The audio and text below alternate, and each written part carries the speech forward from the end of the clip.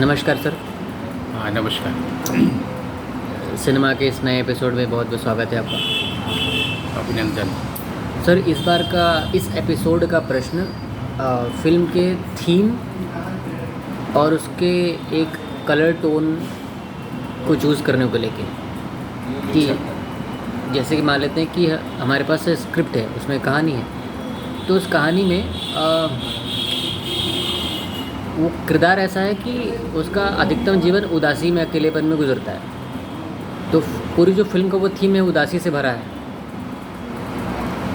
तो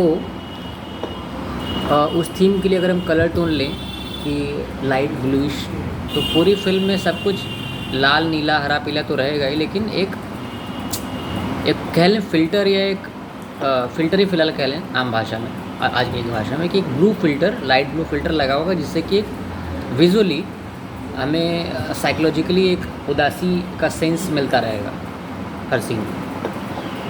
तो ये थीम के लिए एक पर्टिकुलर कलर चूज़ करना, जिस रंग में पूरी फिल्म रंगी हो, ये क्या ज़रूरी है या कितना इम्पोर्टेंट है? अगर ज़रूरी है तो क्यों ज़रूरी है? ज़रूरी है तो क्यों ज़रूरी है? ज़रूरी नहीं है। अगर पूरी फिल्म देखने के बाद व्यक्ति को क्या याद रह जाती है? अगर कोई फिल्म देखने के बाद उसमें म्यूज़िक का शोर याद रह जाता है, उसको कोई अभिनय का कोई एक शेड याद रह जाता है, या कहीं पर कोई पैथेटिक सीन है, या कोई दुख या खामोशी का मोमेंट याद रह जाता है, तो आपको ये देखना है कि आप क्या चाहते हैं कि उसके दिमाग में, दिलो दिमाग पर, उसके जहन में क्या चीज़ छूट जाए, रह जाए अवशेष के रूप में। उसको अगर आप प्रतीक रूप में कलर कह रहे हैं तो बात हो सकती है, और वो हमेशा आंतरिक ही होगा ना, जिसको आप बाहरी तौर पर दिखाएंगे। जैसे उस दिन आपके एक साथी ने पूछा कि मेजॉन सीन क्या है, तो जो भी हमने समझाया, आपने उसको एक बड़ा अच्छा सूत्र वाक्य दे दिया। क्या था?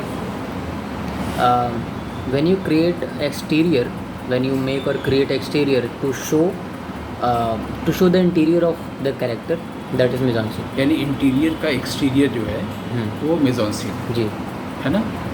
अब कुछ इंटीरियर का एक्सटीरियर हमारे जब सामने आता है तो समझ में नहीं आता है। जैसे कबीर की बानी में वो जो भी बोल रहे हैं वो सब कुछ एक्सटीरियर लेकर ही बोल रहे हैं। पेड़, पत्ती, शेर, गाय, सब कुछ ना, गांव, खेत, लेकिन किसी इंटीरियर को बोल रहे समझ में नहीं आ रहा है।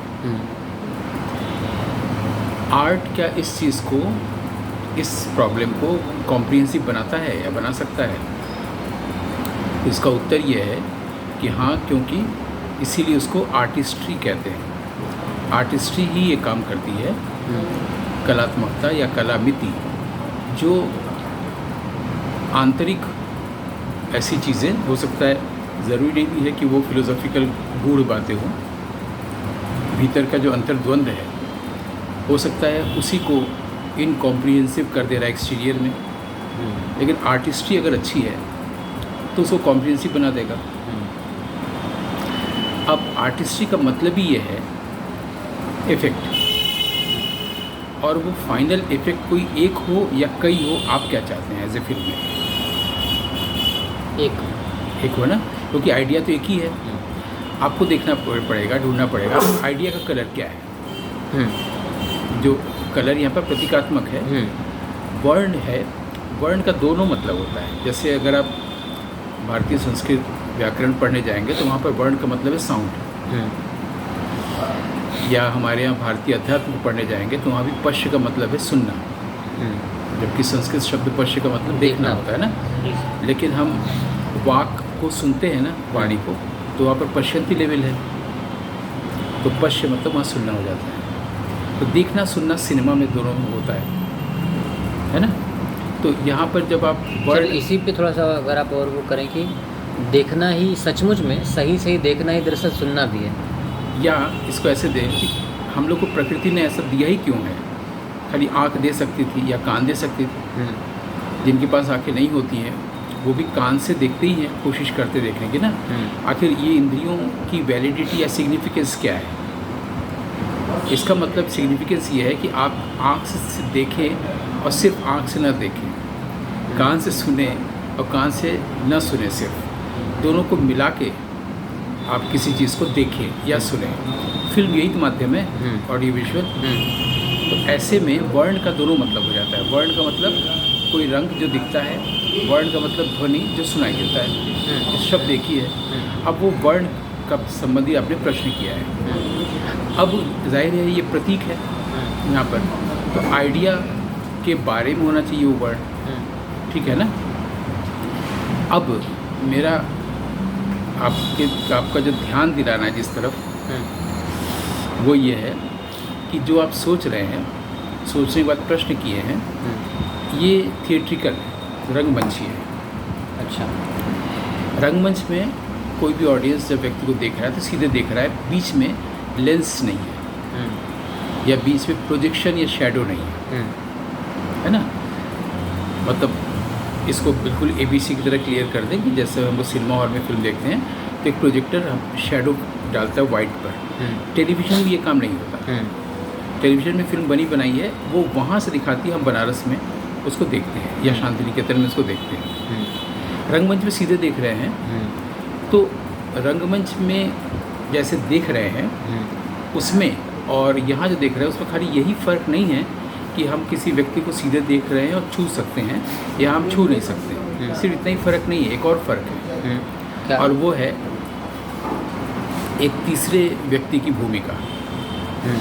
उसको अगर आप चाहे तो मैं थोड़े में इलस्ट्रेट कर दे रहे हैं। वो ये है, मैं कई जब फिल्म बनाता हुआ रहा हूँ, विशेषकर सिनेमेटोग्राफी के लिए, तो आप मुझे कई जगहों पर साथ रहे ना, असिस्ट करते हुए।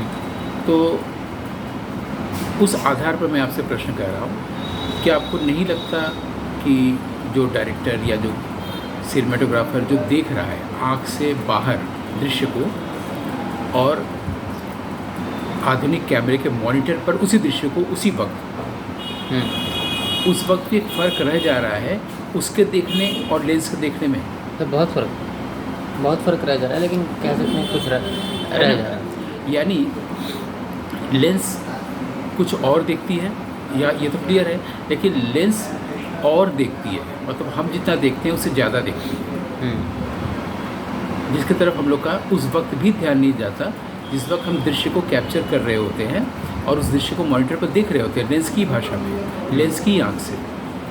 इसी के विस्तार में जाने के लिए मैंने इस प्रसंग को उठाया। जैसे अभी हाल में मैंने जो अंतिम फिल्म बनाई, करीब 1 घंटे से ज़्यादा, 1.5 घंटे की, एक फ्रीडम फाइटर पर, और उससे संबंधित मुझे जो चीज़ें मुहैया कराई गई थी, लिटरेचर वगैरह, मैं पुराने कुछ इमेजेस देख रहा था जो मोबाइल से ऐसे फ़ोटो लिए जाते हैं। मैं तो कुछ भी लेता रहता हूँ मोबाइल से, आर्बिट्रेरी रूप से। उसमें एक फ़ोटो दिखा कि मैंने एक पूरे आंगन की फ़ोटो ली है किसी और शहर में, किसी और वक्त में, और उसके परिधि में एक उस किताब की झलक भी आ गई है जिस पर मैंने उस वक्त नहीं ध्यान दिया था। मैंने उसके व्यू फाइंडर में दृश्य हमने लिया है आंगन का, एक घर के भीतर का आंगन का, और मेरे पास ही शायद दी गई होगी देखने के लिए। उस वक्त मैंने उस किताब को नोटिस किया होगा या नहीं किया होगा, इसके व्यू फाइंडर में वो आ गया, मतलब लेंस से देख लिया, मैंने नहीं देखा है। और अब मुझे दिख रहा है 3 साल बाद। ठीक, या तो हमारे ध्यान में ये सुविधा होती है कि हम कुछ और चीज़ों की तरफ भी ध्यान दें जो नहीं देते हैं, लेंस देता है, या हम वो नहीं देखते जो लेंस देखता है, यानी लेंस और भी देखता है जो हम नहीं देखते, हमारी सीमा है। दोनों को कहा जा सकता है। इसको अच्छी भाषा में सुलझाते हुए कहा जा सकता है कि हमारा जहाँ ध्यान नहीं जाता, जहाँ जाना चाहिए प्रेजेंट मोमेंट में, वहाँ भी लेंस ध्यान देता है। यानी लेंस जो होता है सोचता नहीं है, लेंस के पास माइंड नहीं होता। और इसलिए हमारा ध्यान नहीं जाता, बाद में देखते हैं कि लेंस ने कुछ ज़्यादा देख लिया। यहाँ जो पर कुछ ज़्यादा देखा नहीं, बस खाली सामने जो है विजुअली पूरा देख लिया है, हम इसको और तो हम पूरा उतना भी नहीं देखते। देख पाते। हम यानी पूरा नहीं देखते, है ना। इस जगह को आप एकदम होल्ड किए रहिएगा, ठीक। अब हम इसको, चूँकि बातें हो सकता है हमारे कुछ दर्शकों श्रोताओं की नीरस हो रही हो, मैं एक फ़िल्म का एग्जाम्पल दूंगा। इसी बात पर एक फ़िल्म बनाई है एंटोनियोनी ने, ब्लो अप। उसमें एक कैमरामैन है जो कि फोटोग्राफ़र है, उस ज़माने में फोटोग्राफ़र ही होता था 60s में। वो मॉडल्स की फ़ोटो लेता रहता है, और एक बार कभी कभी यूं ही नेचर का फ़ोटो लेने शाम से जब संध्या हो गई, उस वक्त वो एक पार्क का फ़ोटो ले रहा था। अचानक उसका ध्यान गया कि वहाँ कोई नहीं है, संध्या की झुरमुट है जिसको अंधेरा हल्का आने लगा है। एक पुरुष एक स्त्री आपस में मिल रहे हैं, बैठे फिर मिल रहे हैं, फिर शायद किस भी करने जा रहे हैं, है ना। अब उसका कैमरा ऑन ही था, वो ले लेता है, और अचानक महिला का ध्यान जाता है कि कोई झाड़ियों के पीछे से हम लोग का फ़ोटो ले रहा है। और वो फिर पता चलता है कि वो उस देश की प्रधानमंत्री हैं, और उनको लगता है कि वो व्यक्तिगत रूप से अपनी जिस प्रियतम से मिल रही, जिसके बारे में कोई जनता नहीं जानती, वो उसके पूरे कैरियर को, पॉलिटिकल कैरियर को बर्बाद कर देगा। जिसके आधार पर गुलजार ने आधी फिल्म बनाई थी। मतलब यहाँ से चोरी तो नहीं बोलेंगे, यहाँ से पूरा आइडिया बोरो करके, जिसको कोई भारतीय फिल्म समीक्षक या फिल्म सचेतक जानता ही नहीं, सॉरी। इसी आइडिया पर अब क्या होता है कि वो महिला इसको ढूंढती है, ये फोटोग्राफर कौन था, ताकि वो सामने ना आ जाए फोटो, और फिर से बार्गेन करती है, वो जो भी कहता है उसको करने के लिए तैयार हो जाती है, सब कुछ हो जाता है, और कहता है कि सब पूरा प्रिंट हमको, सारी चीज़ें हमको दे दो। और वो लैब में करता रहता है, और उसी बीच मॉडल्स भी आती हैं, वो सब लेता है। अचानक उसका ध्यान जाता है, जो नेगेटिव क्लिप से टांग के रखा है अपने बाहर भी सुखाने के लिए, और जब उसको और मैग्नीफाइंग ग्लास से बड़ा करता जाता है तो देखता है उसके और उन दोनों के अलावा भी झाड़ी में कोई छुपा हुआ व्यक्ति था, जिसका तरफ उसका ध्यान नहीं गया। अब उसको बड़ा करता जाता, पता चलता है वो मर्डर करने की नीयत से वहाँ था, उस प्रेसिडेंट का या प्राइम मिनिस्टर का जो। यहाँ से बात चली जाती है, कहानी कुछ और हो जाती है। फिल्म आप देख सकते हैं, या और लोग हमारे साथी लोग देख सकते हैं, ब्लो अप, एंटोनियोनी। क्यों एंटोनियोनी ग्रेट मास्टर हैं, वो भी यहाँ से पता चलता है। इसलिए नहीं कि उनकी ही चीज़ें गुलजार ने बोरो की।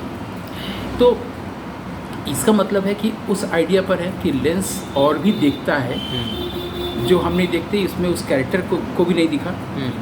अब हम लोग जहाँ होल्ड किए वहाँ जाते हैं कि अधिक नहीं देखता, भी आपने बोला, लेंस वो सब देख रहता है जहाँ ज़रूरी नहीं कि हम लोग को उस प्रेजेंट में ध्यान जाए, ऐसा कुछ आपने बोला था ना, जहाँ पर हमने कहा था होल्ड करने को, ठीक है। ये पूरा प्रसंग ही वहाँ नहीं है जब हम रंगमंच पर किसी को देख रहे हैं, है ना। अब जब आप इस तरह से देखने की कोशिश करेंगे तो कलर वाला प्रश्न आपको बदल चुका रहेगा। अब लेंस किस कलर को कैसे देखता है, जैसा कि मैंने शायद किसी एपिसोड में बताया था कि वो रंगों के साथ अपना बिहेवियर रिस्पॉन्स करता है। जैसे वो कई बार रेड कलर को एक्सेजरेट कर देता है, ब्लू को नहीं लेता, रिफ्यूज़ करता है। जितने भी उसके पास वर्ण की वर्णमाला है कलर्स की, उसको पहले जाने बगैर हम अपने इंटीरियर को एक्सटीरियर दे ही नहीं सकते, या उसका एक्सटीरियर सोच ही नहीं सकते। पहले हम लोग को इसका साइंस जानना है कि लेंस किस कलर को कैसे देखता है, ये तब वो एक्सटीरियर होगा, और आइडिया में इंटीरियर है। अब दोनों के बीच में कोई हम लोग एक संगति या कॉन्ग्रुएंस खोजेंगे। अब आप कैसे प्रश्न करना चाहेंगे, या अभी भी प्रश्न वही रहेगा, या कुछ हमने कठिन तो नहीं बना दिया चीज़? फिर मैं फ़िलहाल प्रश्न नहीं करना चाहूँगा, सोचना चाहूँगा। हाँ, लेकिन ये जो उसी विषय, जैसा कि मैं प्रायः कहता हूँ कि जैसे अंधकार के नीचे अंधकार ढका होता है, तो वैसे ही प्रकाश के नीचे प्रकाश ढका है, क्लैरिटी के नीचे क्लैरिटी ढकी है। हमें चीज़ें और क्लियर होती है जब ऊपर वाला क्लैरिटी हटाते हैं, है ना। तो ये जो ढका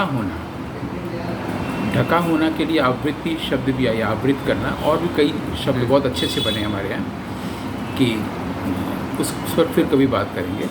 तो कवर होना, क्लैरिटी भी कवर्ड होती क्लैरिटी से। जब हमें कोई चीज़ की क्लैरिटी मिलती है तो हम सोचते हैं कि ये हो गया, ये इवेंचुअली फाइनली अल्टीमेटली आ गया। ऐसा होता नहीं है, उसके नीचे भी और क्लैरिटी होती है। तो उस क्लैरिटी तक पहुंचने के लिए हमने एक प्रस्थान लिया ताकि आप और सोचें। ऐसा भारतीय ऋषि लोग पहले करते रहे। जब व्याकरण बनाई तो हर अक्षर को, मतलब कुल 44 वर्ण होते हैं संस्कृत वर्णमाला में, हिंदी से बिल्कुल अलग। वहाँ हम लोग जैसे अ से शुरू करते हैं, क से शुरू करते हैं, वहाँ से नहीं है, वहाँ ह से शुरू है। अच्छा। और वहाँ पर 2 अक्षर 2 बार है, रिपीट भी है। तो क्यों है, कोई भी पूछेगा। उसके पीछे यही कारण था कि आप सोचना शुरू करें, चिंतन का विषय मिले, इसलिए ऋषियों ने ऐसा किया। उसी तरीके से इस बातचीत में भी कोशिश करते हैं कि हम स्पून फीडिंग न करें और एक नया आयाम या नया आकाश सामने लाए जिसमें फिर से सोचना शुरू हो नए ढंग से, या कुछ और सोचना शुरू हो। इस मैंने सिर्फ इतना ध्यान दिला दिया कि आपका जो प्रश्न है वो सीधे आँख और सीधे वस्तु को देखते हुए है, लेंस कहीं बीच में छूट जा रहा है। लेंस की इस जादू, इस मैजिक को ध्यान में रखना है। वो पूरा देखता है जहाँ हमारा ध्यान नहीं जाता है, और वो रंगों के साथ अलग बिहेवियर करता है जो हमारी आंखें नहीं करती। और वो सिर्फ एक्सटीरियर का काम ले सकते हैं मुझसे, और अपने इंटीरियर के बारे में अगर क्लियर है तो। अगर इंटीरियर में आप कौन सा रंग देना चाहते हैं, इसमें अभी अंत में यही सुझा सकते हैं इंटीरियर के लिए कि हमारे यहाँ जो भरत मुनि ने 8 रस बनाए हैं, इसको आमतौर पर 9 रस बोलते हैं, 7 स्वर 9 रस, वो ठीक ही बोला जाता है। वो इसलिए भी बोला जाता है, हमारे यहाँ संस्कृत व्याकरण में 9 स्वर और 33 व्यंजन होते हैं। आप देखिएगा वहाँ भी संचारी भाव 33 है और 9 रस, इस तरह से कभी जोड़ के देखा नहीं गया है। तो जो 9वां रस जो है वो पहला रस है, वो है आकाश, जहाँ पर बादल बनेंगे और बरसेंगे। तो 8 बादल 8 रस है ना। आकाश जरूरी है, खाली आकाश यानी स्पेस है, एम्प्टीनेस। अब 8 रस में से कोई अगर आप चुन लेंगे तो आपको इंटीरियर के लिए कलर ढूंढने में आसानी होगी। फिर एक्सटीरियर के लिए लेंस की भाषा में आना पड़ेगा। ये मैंने हल्का सा सजेशन दिया। बिल्कुल ठीक है। ठीक है सर, बहुत ही अच्छा एपिसोड रहा। हम लोग मिलते हैं अगले एपिसोड में। बहुत बहुत धन्यवाद। बहुत बहुत आनंद ध्वनि के साथ मंगल कामनाएं। धन्यवाद।